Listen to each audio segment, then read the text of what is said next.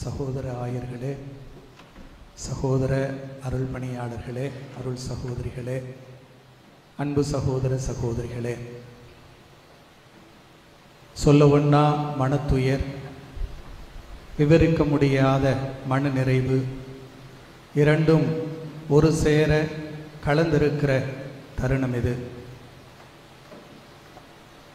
ஒரு பக்கம் பிரிவாற்றாமை, இன்னொரு பக்கம் நன்றி நிறைந்த மனநிலை. கண்ணீர் கலங்குகிறது. ஆனாலும் கூட கரங்கள் நன்றி சொல்ல இணைந்து உயருகின்றன. நமது பாசமிகு தந்தை ஃபெலிக்ஸ் வில்ஃப்ரெட் அவர்களை நினைத்து அவர்களுக்கு முன்னால் நின்று நன்றி என்று சொல்லக்கூடிய தருணமாக இது இருக்கிறது. திரு அவைக்கும் இந்த சமூகத்திற்கும் தந்தை அவர்கள் தனது நெடிய 76 வயதில் செய்திருக்கிற எல்லா மேலான பணிகளுக்காக, இவரை நமக்கு மிகப்பெரிய கொடையாக கொடுத்த திரு அவைக்கும் சமூகத்திற்கும் மிகப்பெரிய கொடையாக கொடுத்த அந்த கடவுளுக்கு முன்னாலும் இன்று கரங்களை உயர்த்தி நன்றி சொல்லி மனம் நிறைந்திருக்கிறது.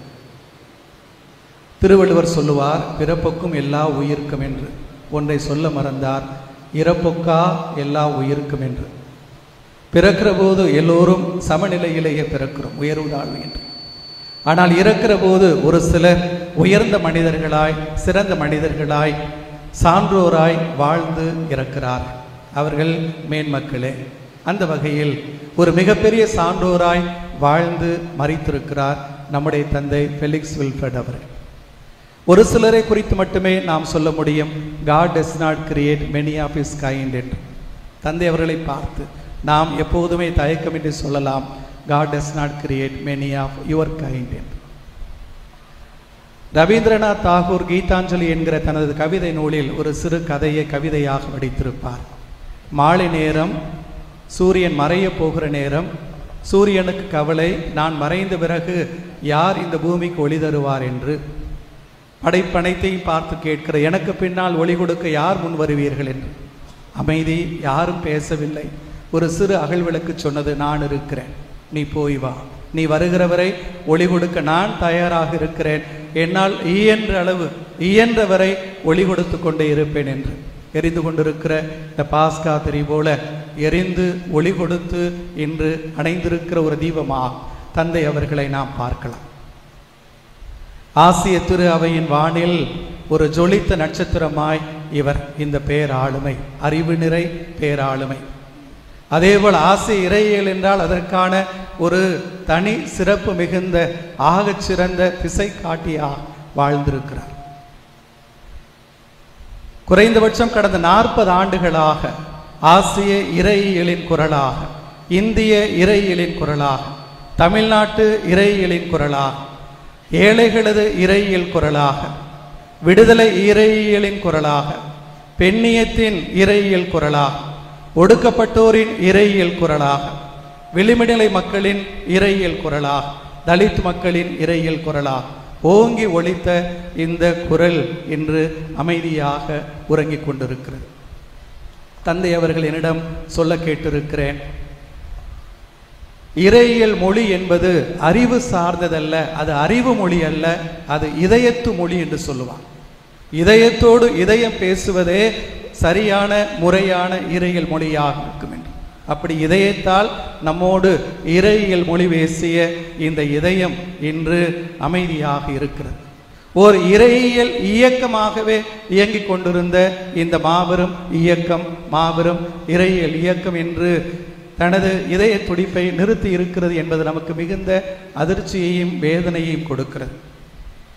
ததும்பாத நிறைகுடமாய், பெரும் ஆர்ப்பாட்டம் இல்லாது, ஆரவாரம் இல்லாது, நெடும் ஆழத்தோடு அமைதியாக பயணித்து கொண்டே இருக்கும் வற்றாத ஒரு இறையியல் நதியாகவே பயணித்த தந்தை அவர்களை நாம் பார்த்து உணர முடியும்.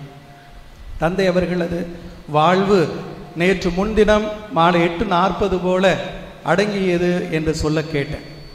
என்னால் உறுதியாக சொல்ல முடியும், அவரை அறிந்தவரை, அந்த மாலை 8:39 மணி வரைக்கும் இந்த இதயம் இறையியலையே சிந்தித்திருக்கும், இறையியலையே யாரோடாவது உரையாடி இருக்கும், அந்த இறையியல் கருத்துக்களையே எழுத்தாகவோ கணினியிலேயோ அது பதிவு செய்து கொண்டிருக்கும் என்று. ஆக எப்போதுமே இயங்கிக் கொண்டிருந்த ஓர் இயக்கம் என்று பார்க்கிறோம். அருள் பணியாளர்களது வாழ்வு என்று பார்க்கிற போது சிந்தனை களம், செயல்பாட்டு தளம் என்று இரண்டுமே அவசியம் என்று உணர்வோம். பல நேரங்களில் நானும் உணர்ந்திருக்கிறேன், உங்களுள் பலர் உணர்ந்திருக்கலாம். பெரும்பாலும் சிந்தனை களத்திலேயே தனது பெரும் வாழ்வை இவர் நடத்தி இருக்கிறாரோ என்று. ஆனால் என்னை பொறுத்தவரை நம்மை எல்லாம் சிந்திக்க தூண்டிய ஓர் இறையியல் அனுபவத்தை நமது மக்களுக்கு கொடுக்கக்கூடிய சிந்தனை களத்திலும் செயல்பாட்டு தளத்திலும் ஒரு சேர கடுமையாக உழைத்த ஒரு மனிதராக இவரை பார்க்க முடியும். சொல்லுவார்கள் இந்த ஒர்க் எத்திக்ஸ் என்று, மிஷன் எத்திக்ஸ் என்று அவரிடம் நான் கற்றுக்கொண்ட அருமையான வாழ்க்கை பாடங்கள். எந்த ஒரு காரியத்தையும் முழுமையான 100 விழுக்காடு அர்ப்பணத்தோடு ஆரவாரமின்றி செய்யக்கூடிய பணிகளாக அவரை பார்த்திருக்கிறேன். இந்த நாளில் மறைவுரை சிந்தனையாக தந்தை அவர்களது சிந்தனைகளையே 3 சிறு கருத்துக்களாக உங்களோடு பகிர்ந்து கொள்ள ஆசைப்படுகிறேன். ஒன்று, தள திரு அவைகள் உருவாக வேண்டும் என்பது. இரண்டாவது, இந்த தள திரு அவைகள் மக்களை மையப்படுத்திய திரு அவைகளாக வளர வேண்டும் என்பது. மூன்றாவது, இந்த தள திரு அவைகள் விளிம்பு நிலை மக்களை நோக்கிய திரு அவைகளாக இருக்க வேண்டும் என்பது. அது முதலாவதாக தள அவைகள் உருவாக்கப்பட வேண்டும் என்பது தந்தை அவர்களது நெடிய கனவு, நெடிய ஆசை.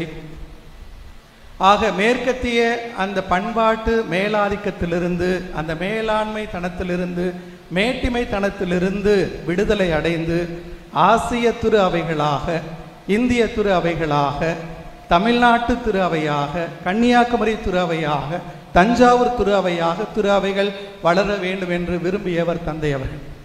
தங்களது பண்பாட்டில் வேரூன்றி தங்கள் தாய்மொழி பேசி அந்த திரு அவைகள் எல்லாம் வளர வேண்டும் என்று விரும்பியவர் அவர். தமிழ்நாடு என்றால் குறிஞ்சியும் முல்லையும் மருதமும் நெய்தலும் பாளையுமான இந்த புழுதி மண்ணில் இருந்து ஃப்ரம் த டஸ்டி சாயில் அந்த இறையியல் உருவாக வேண்டும், அந்த தள திரு அவைகள் உருவாக வேண்டும் என்று சொல்லுவார்.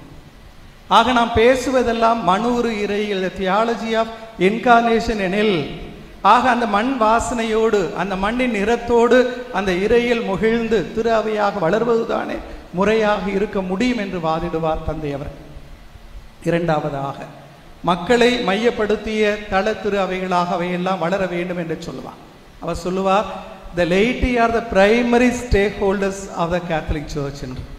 ஆக கத்தோலிக்க திரு அவையின் அடிப்படை உரிமைதாரர்களும் பங்குதாரர்களும் இந்த சாமானிய இறை மக்களை, இவர்களுக்கு பணி செய்வதற்காகத்தான் இங்கு ஆயர்கள் இருக்கிறார்கள், அருள் பணியாளர்கள் இருக்கிறார்கள், துறவியர் இருக்கிறார்கள். ஆக அவர்கள் தங்களது ஆதிக்க மனநிலையிலிருந்து, தங்களது மேட்டிமை தன்மையிலிருந்து தங்களை விடுவித்துக் கொண்டு மக்களுக்கான பணியாளர்களாகவே அவர்கள் என்னாலும் திகழ வேண்டும் என்பதை எப்போதுமே சொல்லுவார். இந்த கிளரிக்கலிசம் என்பதற்கு எதிராக எப்போதுமே குரல் கொடுத்த ஒரு கழகக்காரராகவே, கழக குரல் கொடுத்த ஒரு கழகக்காரராகவே தந்தை அவர்களை எப்போதும் நாம் பார்க்க முடியும். மூன்றாவது, விளிம்பு நிலை மக்களை நோக்கிய இறையியலாக இது மிளிர வேண்டும் என்று விரும்பியவர் தந்தை அவர்கள். அவரிடது எழுத்துக்களை குருமானவராக இருந்தபோது ஓடி ஓடி படித்த காலத்திலும் சரி, அவருக்கு கீழே ஒரு ஆய்வு மாணவனாக படித்த காலத்திலும் சரி, அவரது பேச்சுக்களிலிருந்து, அவரது எழுத்துக்களிலிருந்து நான் அதிகமாக கேட்ட 2 வார்த்தைகள், ஒன்று த சபால்டன்ஸ், இன்னொன்று பீப்புள் அட் த பெரிஃபரி. மிக அதிகமாக அவர்கள் உச்சரித்த 2 வார்த்தைகள். ஆக அதிகாரம் பெற முடியாத, சமுதாயத்தின் அதிகார நிலையிலிருந்து ஒதுக்கி வைக்கப்பட்டிருக்கிற சாமானிய மனிதர்கள் அவர்களது முதல் நோக்கம் இருந்தார்கள். இரண்டாவது, விளிம்பு நிலையில் இருக்கக்கூடிய மக்கள், பல நூறு காரணங்களுக்காக விளிம்பு நிலைக்கு தள்ளப்பட்ட மக்கள் குறித்து எப்போதும் பேசுவதாக அவரது குரல் ஒலித்தது என்று பார்க்கிறோம். அவரை பொறுத்தவரை நம் கடவுள் விடுதலை அளிக்கிற கடவுள். நமது விவிலியம் ஒரு விடுதலை உடன்படிக்கையின் ஏடு. அவரை பொறுத்தவரை நாம் பேச வேண்டிய மொழியெல்லாம் விடுதலை மொழியாகவே இருக்க வேண்டும். ஏனெனில் நாம் பேசுகிற இறையியல் விடுதலையை முன்வைக்கக்கூடிய இறையியலே என்று பேசுவார். இந்த இறையியலை பேசுவதற்காக எந்த ஒரு வரையறைகளையும் எல்லைகளையும் தாண்டி செல்ல தயங்காத ஒரு ஆளுமையாக அவர் இருந்தார். Going beyond the settled foundations என்று. ஆக எதையும் தாண்டி போகக்கூடிய அந்த மனநிலை அவரை பொறுத்தவரை த தியோலஜிக்கல் டிஸ்கோர்சஸ் என்று சொல்லக்கூடிய அந்த இறையியல் கலந்துரையாடல்கள் எல்லாம் இறையியல் வகுப்பறைகளிலோ அல்லது இறையியலார் ஒன்று கூடி அமர்ந்து பேசக்கூடிய அரங்குகளிலோ அமைந்து போவது கிடையாது. அவரை பொறுத்தவரை கன்னியாகுமரி மாவட்டத்தின் கடற்கரைகளில் மீன்பிடித்து கொண்டிருக்கக்கூடிய அந்த படகுகளில் அந்த இறையியலாக்கம் நடைபெற வேண்டும். அவர்களது உரையாடல் இறையியல் உரையாடல்களாக இருக்க வேண்டும். அந்த இறையியலின் கரு அந்த மக்களது வாழ்க்கை சம்பந்தப்பட்டதாக இருக்க வேண்டும் என்று சொல்லுவாங்க.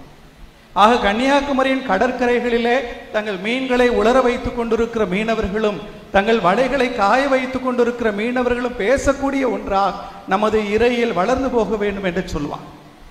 எனது மறை மாவட்டத்திற்கு எடுத்துக்கொண்டாலும் அவர் சிந்தனையில் எடுத்துக்கொள்வதென்றால் தஞ்சை தளத்திருவை அல்லது தஞ்சை தளத்திருவையின் இறையியல் என்றால் அது அந்த கழனிகளில் நெல் வயல்களில் நெல் நாற்றுகளை நடுகிற போதும் களை பறிக்கிற போதும் அறுவடை செய்கிற போதும் விளைந்த நெல்லை சந்தைப்படுத்துகிற போதும் அந்த மக்களது உரையாடலாக அந்த இறையியல் மகிழ்க்க வேண்டும். அந்த இறையியல் கரு என்பது உள்ளீடு என்பது அந்த மக்களது வாழ்வு சம்பந்தமானதாக இருக்க வேண்டும் என்று எப்போதும் விரும்பி ஆசித்து அதையே தனது இறையியல் முன்மொழிவாக கொண்டிருந்த தந்தையாக அவர்களை நாம் பார்க்க முடியும். ஆக கடைசி காலத்தில் அவர்கள் அதிகமாக பேசிய இந்த கண்டெக்சுவல் தியாலஜி, சூழலியல் இறையியலாக இருக்கட்டும், அல்லது இன்று அதிகமாக பேசக்கூடிய பொதுவெளி இறையியல் பப்ளிக் தியாலஜி என்பதாக இருக்கட்டும், திருத்தந்தை பிரான்சிஸ் சொல்வது போல whatever concerns humanity concerns a Catholic church and its theology என்கிற ஒரு புரிதலை தன்னகத்தை கொண்டிருந்தவர். ஆக மானுடம் சார்ந்த அத்துணையும் நமது இறையியலின் கருப்பொருளே, நம் இறையியலின் உள்ளீடே, அத்துணையும் இறையியலாக விவாதிக்கப்பட வேண்டும், வளர்த்தெடுக்கப்பட வேண்டும் என்று விரும்பிய தந்தையாக அவர்களை பார்க்கிறேன். ஆக இந்த தந்தை இன்று அந்த கடவுளுக்கு முன்னால் இப்படித்தான் சொல்லி இருக்க வேண்டும், எனது பிறப்பில் கடவுளே எனது வாழ்வு நீ கொடுத்த ஒரு கொடை, இப்போது எனது இறப்பில் எனது வாழ்வு நான் உனக்கு கொடுக்கிற காணிக்கை.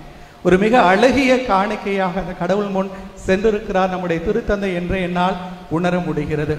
யோவான் நற்செய்தி 16ஆம் அதிகாரம் 22வது இறை வார்த்தையில் வாசிக்கிறோம். இயேசு தன் இறப்பு குறித்து பேசுகிற போது சொல்லுவார், நான் தந்தையிடமிருந்து வந்தேன், இப்போது மீண்டும் தந்தையிடம் போகிறேன் என்று. தந்தையிடமிருந்து வந்த நம் தந்தை இப்போது தம் தந்தையாம் கடவுளிடமே திரும்ப போயிருக்கிறார் என்றே உணர முடிகிறது. அதே இயேசு தமது இறப்புக்கு முன்னால் பேசிய இன்னொரு இறை வார்த்தை யோவான் நற்செய்தி 16ஆம் அதிகாரம் 33வது இறை வார்த்தை, இதோ நான் உலகின் மீது வெற்றி கொண்டு விட்டேன் என்று. ஆக நமது இறப்பு என்பது, நம் தந்தையின் இறப்பு என்பது இந்த உலகின் மீது, உலகின் தீமையின் மீது, நமது இயலாமையின் மீது, நமது பாவ இயல்பின் மீது நாம் கொண்டிருக்கக்கூடிய வெற்றி என்று உணர்கிற போது இயேசுவை போல வெற்றி அடைந்த ஒரு மனிதராய் அந்த கடவுளிடம் திரும்ப சென்றிருக்கிறார் என்றே உணர முடியும். ஃபுல்டன் ஜேசியன் சொல்லுவார், இவ்வுலகில் வாழுகிற போது கடவுள் நம்மோடு இருக்கிறார், நமது இவ்வுலக வாழ்வுக்கு பிறகு நாம் அந்த கடவுளோடு இருக்க போகிறோம் என்று. எப்போதும் வாழ்க்கை என்றால் அது கடவுளும் நாமும் இணைந்த வாழ்வு என்று. தந்தை அவர்கள் தந்தையாம் கடவுளிடம் சென்றிருக்கிறார்.